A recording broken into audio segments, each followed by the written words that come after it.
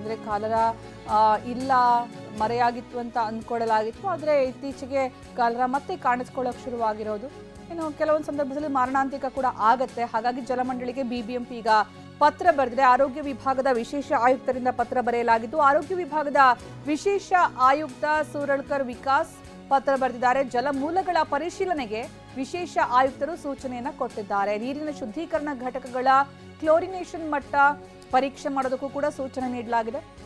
ಸೋಂಕು ಪತ್ತೆಯಾದ ಜಾಗದ ಮಾದರಿ ಸಂಗ್ರಹಕ್ಕೂ ಕೂಡ ಈಗ ಮುಂದಾಗಲಾಗಿದೆ. ಈ ಬಗ್ಗೆ ಸೂಚನೆಯನ್ನು ಕೊಡಲಾಗಿದೆ. ಯಾಕಂದ್ರೆ ಇಲ್ಲಿ ಹೆಚ್ಚಿನ ಕಡೆಗಳಲ್ಲಿ ನಾವೀಗ ನೀರಿಲ್ಲ ಅಭಿಯಾನ ಮಾಡೋ ಸಂದರ್ಭದಲ್ಲೂ ಕೂಡ ಬಹಳಷ್ಟು ಕಡೆಗಳಲ್ಲಿ ಶುದ್ಧ ಕುಡಿಯುವ ನೀರು ಸಿಗ್ತಾ ಇಲ್ಲ ಅನ್ನೋದನ್ನು ಕೂಡ ಗಮನಿಸಿದ್ವಿ.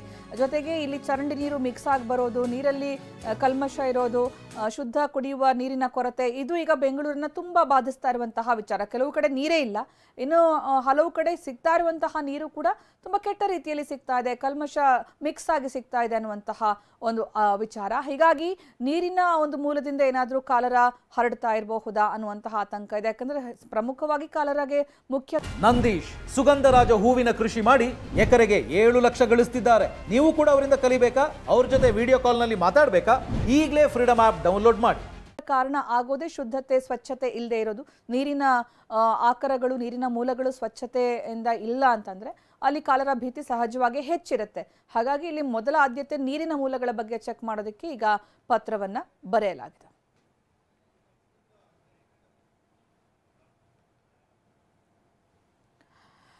ಇನ್ನು ಸಿಲಿಕಾನ್ ಸಿಟಿಯಲ್ಲಿ ಒಂದು ಕಡೆ ಕಾಲರ ಸೋಂಕಿನ ಭೀತಿ ಹೆಚ್ಚಾಗ್ತಾ ಇದೆ. ಇನ್ನೊಂದು ಕಡೆ ಕರ್ನಾಟಕದಲ್ಲಿ ಬಿಸಿ ಗಾಳಿ ಹಾವಳಿ ಮುಂದುವರೆದಿದೆ. ಸರ್ಕಾರಿ ಆಸ್ಪತ್ರೆಗಳಲ್ಲಿ ಹೀಟ್ ಸ್ಟ್ರೋಕ್ ವಾರ್ಡ್ ಸ್ಥಾಪನೆ ಮಾಡಲಾಗಿದೆ. ಈಗಲೇ ಗಮನಿಸ್ತಾ ಇದ್ದೀವಿ, ಈ ಬಾರಿ ಬಿಸಿಲಿನ ಜೊತೆಗೆ ಬಿಸಿ ಗಾಳಿಯ ಹಾವಳಿ ಕೂಡ ಹೆಚ್ಚಾಗ್ತಾ ಇದೆ. ಆರೋಗ್ಯ ಇಲಾಖೆಯಿಂದ ಪ್ರತ್ಯೇಕ ವಾರ್ಡ್ ಸ್ಥಾಪನೆ ಮಾಡಲಾಗಿದೆ. ಹೀಟ್ ಸ್ಟ್ರೋಕ್ ಚಿಕಿತ್ಸೆಗೆ 5-6 ಬೆಡ್ಗಳನ್ನು ಮೀಸಲಿಡಲಾಗಿದೆ. ಆರೋಗ್ಯ ಇಲಾಖೆಯಿಂದ ಪ್ರತ್ಯೇಕ ವಾರ್ಡ್ ಸ್ಥಾಪನೆ. ಕೆಸಿ ಜನರಲ್ ಆಸ್ಪತ್ರೆಯಲ್ಲಿ ಹೀಟ್ ಸ್ಟ್ರೋಕ್ ವಾರ್ಡ್ 5 ಬೆಡ್ಗಳನ್ನು ಪ್ರತ್ಯೇಕವಾಗಿ ಮೀಸಲಿಡಲಾಗಿದೆ.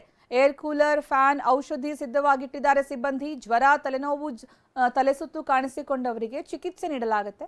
ಇನ್ನು ತಾಪಮಾನ ಜಾಸ್ತಿಯಾಗಿ ರೋಗಿಗಳಿಗೆ ನಿತ್ರಾಣ ಇರುತ್ತೆ. ಹೀಗಾಗಿ 3-4 ದಿನಗಳ ಕಾಲ ಚಿಕಿತ್ಸೆ ಪಡಿಬೇಕಾಗತ್ತೆ. ಈಗ ನಾವು ಗಮನಿಸ್ತಾ ಇದ್ದೀವಿ, ಬಿಸಿಲಿನ ಝಳದಿಂದ ತತ್ತರಿಸಿ ಆರೋಗ್ಯ ಸಮಸ್ಯೆಗೆ ತುತ್ತಾಗುವವರು ಬಹಳಷ್ಟು ಜನ ಕಂಡು ಬರ್ತಾ ಇದ್ದಾರೆ ಈಗಿನ ಸಂದರ್ಭದಲ್ಲಿ.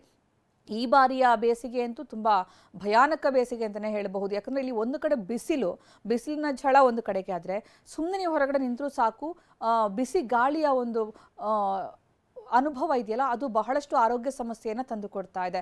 ತಲೆ ಸುತ್ತು, ಜ್ವರ, ನಿತ್ರಾಣ, ತಲೆನೋವು, ಹೀಗೆ ಒಂದಲ್ಲ ಒಂದು ಸಮಸ್ಯೆ. ಅದನ್ನು ತಡೆಯೋದಕ್ಕೆ ಅಂತ ಕೆಸಿ ಜನರಲ್ ಆಸ್ಪತ್ರೆಯಲ್ಲಿ ಈಗ ಕೂಲ್ ವಾರ್ಡ್ಗಳನ್ನು ಸಿದ್ಧಪಡಿಸಲಾಗಿದೆ.